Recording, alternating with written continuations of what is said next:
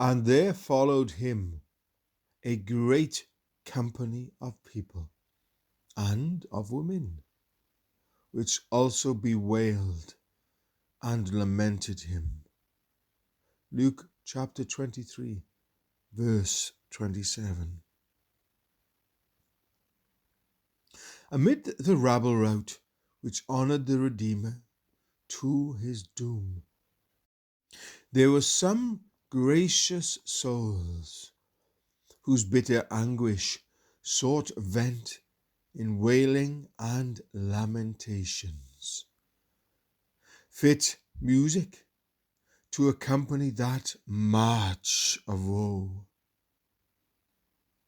When my soul can, in imagination, see the Saviour bearing his cross to Calvary, she joins the godly women and weeps with them.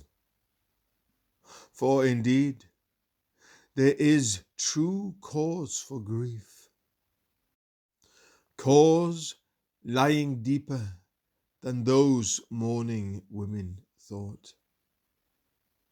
They bewailed innocence maltreated, goodness persecuted, love bleeding, meekness about to die. But my heart has a deeper and more bitter cause to mourn. My sins were the scourges which lacerated those blessed shoulders, and crowned with thorn those bleeding brows. My sins cried, crucify him,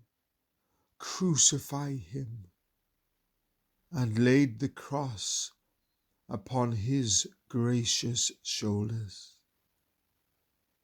His being led forth to die is sorrow enough for one eternity.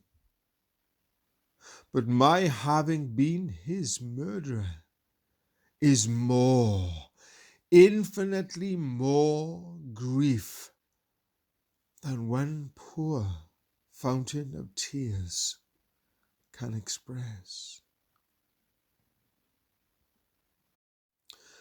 Why those women loved and wept, it were not hard to guess. But they could not have had greater reasons for love and grief than my heart has. Nain's widow saw her son restored, but I myself have been raised to newness of life. Peter's wife's mother was cured of the fever, but I of the greater plague of sin. Out of Magdalene 7 devils were cast, but a whole legion out of me. Mary and Martha were favored with visits, but he dwells with me. His mother bare his body, but he is formed in me, the hope of glory.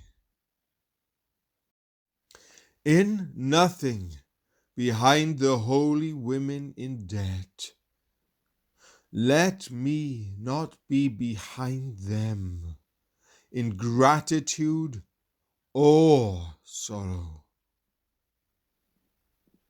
Love and grief my heart dividing, with my tears his feet I'll lave. Constant still, in heart abiding, weep for him who died to save. And there followed him a great company of people and of women, which also bewailed and lamented him. Luke chapter 23, verse 27.